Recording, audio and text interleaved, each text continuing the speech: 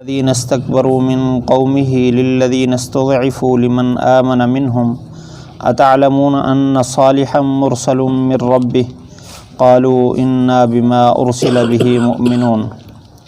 قال الذين استكبروا إنا بالذي آمنتم به كافرون فعقروا الناقة وعتوا عن أمر ربهم وقالوا يا صالح ائتنا بما تعدنا إن كنت من الصادقين۔ سرداروں نے کہا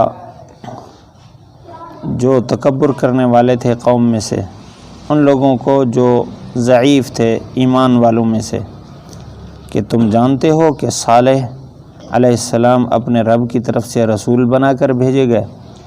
انہوں نے کہا کہ جو کچھ ان کو دے کر بھیجا کیا ہم اس پر یقین رکھتے ہیں۔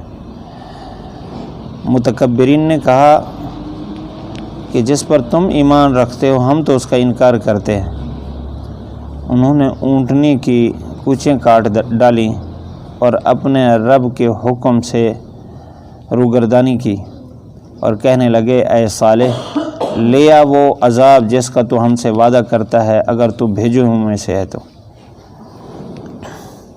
حضرت صالح علیہ السلام کی قوم سمود کا تذکرہ چل رہا ہے۔ حضرت صالح علیہ السلام نے ایک لمبا عرصہ تک اس قوم کو دعوت دی، شرک میں مبتلا تھے۔ یہ قوم عاد سے 100 سال بعد یہ ترقی یافتہ قوم کہلانے لگی، تو تکبر میں حد سے تجاوز کر رہے تھے۔ جب صالح علیہ السلام نے ان کو دعوت دی اور یہ کہا اعبدوا اللہ ما لکم من الہ غیرہ، ایک اللہ کی عبادت کرو، اس کے علاوہ تمہارا کوئی الہ نہیں ہے، اور پھر انہوں نے مطالبہ کیا کہ اونٹنی ہمارے سامنے اس چٹان سے ظاہر ہو تو پھر ہم ایمان لیں گے۔ صالح علیہ السلام اور ان پر ایمان رکھنے والے سارے لوگ مل کر انہوں نے دعا کی اللہ تعالیٰ سے۔ اللہ تعالیٰ نے قوم کے سامنے اس چٹان سے اونٹنی کو نکالا۔ بہت بڑی اونٹنی تھی جس کے بیٹھنے کی جگہ 90 فٹ تھی، اور وہ چراگاہ پر چرتی تو چراگاہ کو خالی کرتی، اسی طرح پانی کے گھاٹ پر جاتی تو اس کو صاف کر دیتی۔ پھر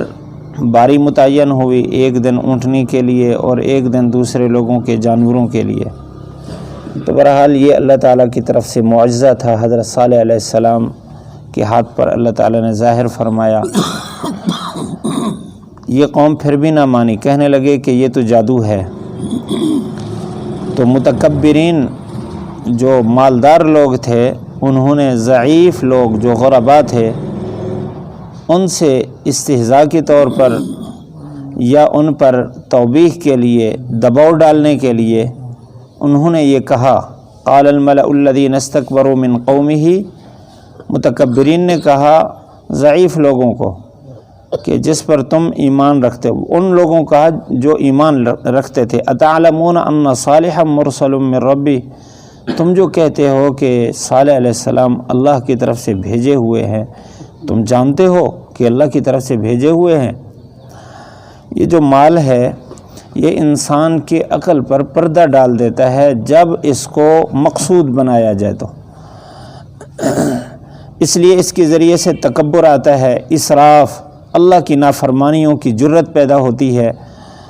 اور ظلم و ستم اسی کے ذریعے سے ہوتے ہیں اگر مقصود یہی ہو۔ اس وجہ سے ہمیشہ مالداروں نے، جیسے پہلے انبیاء کے تذکرے میں یہ بات آ رہی ہے، مالداروں نے انبیاء علیہ السلام کی مخالفت کی اور ضعیف لوگ انبیاء علیہ السلام کے قریب آئے۔ اسی طرح حضور صلی اللہ علیہ وسلم کے پاس بھی اولاً ضعفاء آئے، حضرت بلال رضی اللہ تعالیٰ عنہ، حضرت یاسر رضی اللہ تعالیٰ عنہ، حضرت سمیہ رضی اللہ عنہ، عمار رضی اللہ تعالیٰ عنہ، یہ لوگ تھے جو حضور صلی اللہ علیہ وسلم کے پاس تھے،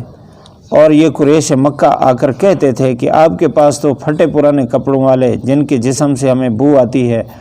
اور انتہائی گھٹیا لوگ آپ کے پاس بیٹھتے ہیں، اس لیے ہم آپ کے پاس نہیں آتے۔ آپ صلی اللہ علیہ وسلم نے ان کو، بلکہ اللہ تعالیٰ نے خود حضور صلی اللہ علیہ وسلم کو حکم فرمایا کہ آپ اپنے آپ کو وَاصْبِرْ نَفْسَكَ مَعَ الَّذِينَ يَدْعُونَ رَبَّهُمْ بِالْغَدَاةِ وَالْعَشِيِّ يُرِيدُونَ وَجْهَهُ، اپنے آپ کو انہی میں رو کے رکھو جو صبح و شام اللہ کو پکارتے ہیں، اور اس سے مقصود صرف اللہ کو خوش کرنا ہوتا ہے، بس آپ انہی کے ساتھ اپنے آپ کو باقی رکھو۔ آپ نے خوشخبری دی ہے، فرمایا بدأ الاسلام غریبا، یہ غربا سے شروع ہوا ہے اور یہ لوٹے گا بھی انہی میں، لیکن اللہ تعالیٰ نے بڑے بڑے مالداروں کو جب آخرت پر ان کی نظر پڑی ہے دین کے لیے قبول فرمایا ہے، صحابہ اکرام میں، اور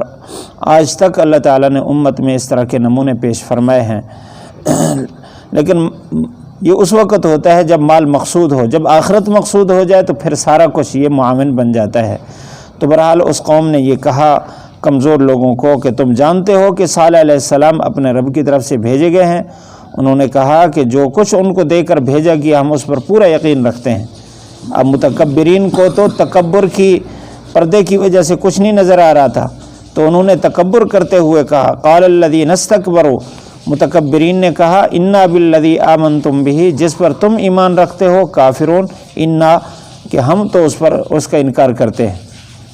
اور پھر انہوں نے مقابلے میں حضرت صالح علیہ السلام کی اس اونٹنی کا مقابلہ کیا۔ جب تکبر اور نخوت میں آگے بڑھے تو پھر حد سے بھی تجاوز کر گئے، حالانکہ صالح علیہ السلام نے پہلے فرمایا تھا فَذَرُوهَا، کہ اس کو چھوڑ دو، تَأْكُلْ فِي أَرْضِ اللَّهِ، یہ اللہ کی زمین میں کھائے گی، وَلَا تَمَسُّوهَا بِسُوءٍ، اس کو برے ارادے سے ہاتھ نہیں لگانا، فَيَأْخُذَكُمْ عَذَابٌ عَلِيمٌ، تمہیں دردناک عذاب پکڑے گا۔ لیکن ہوا وہی جس سے روکا تھا انہوں نے۔ قوم میں ایک بڑا متکبر آدمی تھا، اللہ تعالیٰ نے اس قوم کے 9 بدماشوں کا بھی ذکر فرمایا۔ فرمایا 9 رہط یفسدون فی الارض، اس میں 9 ایسے فسادی بدماش لوگ تھے تو جو زمین میں فساد ڈالتے تھے۔ ان کا جو سردار تھا اس کا نام تھا قدار بن صالف، تو اس کا گروہ تھا، لوگوں کے یہاں ڈاکے ڈالتے تھے، فساد ڈالتے تھے۔ تو اس نے اپنے لوگوں کو تیار کیا، وہ بھی دنیا کی لالچ پر۔ اس قوم میں ایک عورت تھی، اس کا نام مفسرین نے عنیزہ لکھا ہے، وہ قوم کی سب سے زیادہ خوبصورت عورت تھی۔ اس کی پھر آگے لڑکیاں تھیں، وہ بھی بہت خوبصورت تھی، مالدار تھی۔ تو اس نے قدار بن صالف کو بلوایا اور اس کو کہا کہ یہ میری جو بھیڑ بکریاں ہیں ان کا حصہ یہ اونٹنی کھا جاتی ہے، ہماری بھیڑ بکریاں ساری پیاسی رہ جاتی ہیں، آپ اگر اس کو کاٹ ڈالیں، اس کو مار ڈالیں تو آپ میری لڑکیوں میں سے جس سے چاہیں گے نکاح کروں گی اور جتنا مال چاہیں گے وہ بھی دوں گی۔ تو کیونکہ آخرت پر تو یقین نہیں تھا، اس طمع اور لالچ میں قدار بن صالف نے اپنے قوم کے بدماشوں کو جمع کیا اور ان کو کہا کہ ہم نے ایسا کرنا ہے، تو راستے پر چھپ کر بیٹھ گئے۔ اونٹنی جب وہاں سے گزری تو اچانک انہوں نے حملہ کیا، اس کی ٹانگیں کاٹی، پھر وہ گری تو اس پر سارے کے سارے چڑھ گئے، اس کو ٹکڑے ٹکڑے کر دیا۔ اللہ تعالیٰ نے وہ وعدہ جس کی وعید صالح علیہ السلام کی زبانی سنائی تھی، فَيَأْخُذَكُمْ عَذَابٌ عَلِيمٌ، آخر کار وہ عذاب ان کی طرف متوجہ ہوا۔ اور آگے تکبرانہ طور پر وہ یہ کہتے تھے کہ ہم اس کی کچیں کاٹ رہے ہیں، آپ جس عذاب کا ہم سے وعدہ کرتے تھے لے آؤ۔ اللہ تعالیٰ نے 3 دن کی مہلت دی، اگلی آیات میں اس کا تذکرہ آ رہا ہے۔ آخر عذاب نے ان کو آ پکڑا، کوئی بھی باقی نہ رہا جو نافرمانی کرنے والے تھے، فرما بردار ہی بچ گئے۔ تو ان آیات سے ہمارے لیے سبق ہے کہ یہ جو مال دولت ہے یہ ہمارا مقصود نہ ہو، یہ دنیا آخرت کے فساد کا باعث ہے۔ دین مقصود ہو، پھر اللہ اگر مال دے دے تو یہ اللہ تعالیٰ کا احسان ہے کہ یہ دین میں تعاون کا ذریعہ بنے گا، اور اگر اللہ تعالیٰ مال نہیں دیتا، غربت میں رکھتا ہے، تو اس میں بھی کوئی فکر کی بات نہیں، دین مل گیا تو یہ سب سے بڑی دولت مل گئی۔ اب اس کی وجہ سے اللہ کی نافرمانی اور اللہ کے رسول کی نافرمانی یہ انسان کے لیے عذاب کا باعث ہے۔ اس وجہ سے ہمیں چاہیے پہلی قوموں سے سبق حاصل کریں، جس نے بھی رسول کی نافرمانی کی وہ ہلاک ہوا ہے، جس نے بھی رسول کی اتباع کی ہے وہ کامیاب ہوا ہے۔ اللہ تعالی ہم سب کو عمل کرنے کی توفیق نصیب فرمائے۔ قال الملأ الذین استکبروا من قومه للذین استضعفوا لمن آمن منہم اتعلمون ان صالحا مرسل من ربہ قالوا انا بما ارسل به مؤمنون قال الذین استکبروا انا بالذی آمنتم به کافرون فعقروا الناقة وعتوا عن امر ربهم وقالوا یا صالح ائتنا بما تعدنا ان كنت من المرسلین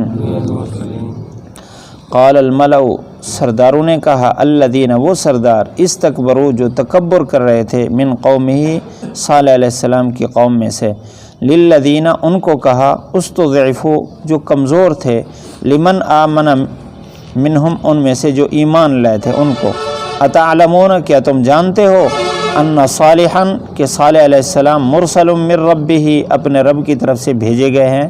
قالوا انہوں نے کہا انا ہم بما ارسل به جو کچھ ان کو دے کر بھیجا گیا مؤمنون اس پر یقین رکھتے ہیں قال الذین ان لوگوں نے کہا استکبروا جو متکبر تھے انا بالذی ہم تو اس کو آمنتم به جس پر تم ایمان لائے ہو کافرون انکار کرنے والے ہیں فعقروا الناقۃ اور اونٹنی کی ٹانگیں کاٹ ڈالیں وعتوا اور روگردانی کی عن امر ربہم اپنے رب کے حکم سے وقالوا اور کہنے لگے یا صالح اے صالح ائتنا لے آ بما تعدنا اس عذاب کو جس کا تو ہم سے وعدہ کرتا ہے ان کنت من المرسلین اگر تو واقعی بھیجے ہوئوں میں سے ہے تو